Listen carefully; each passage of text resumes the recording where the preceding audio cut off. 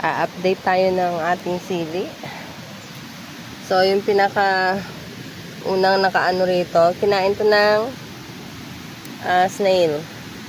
Tapos ito, inisprayhan ko to kagabi kasi para hindi nga nila makain.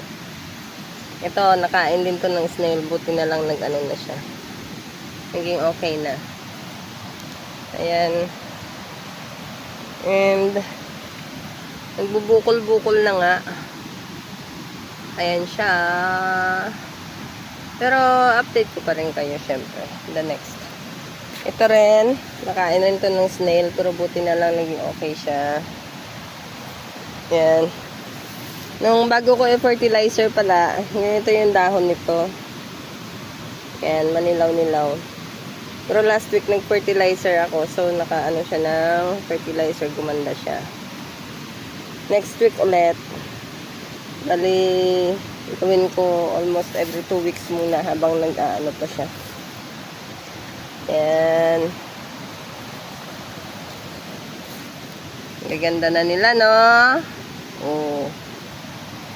Oh.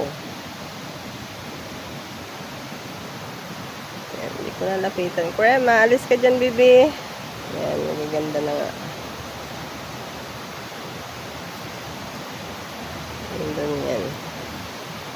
Yun. Sama. So, update ko kayo next week. Ay, not next week. Maybe after 2 weeks pa.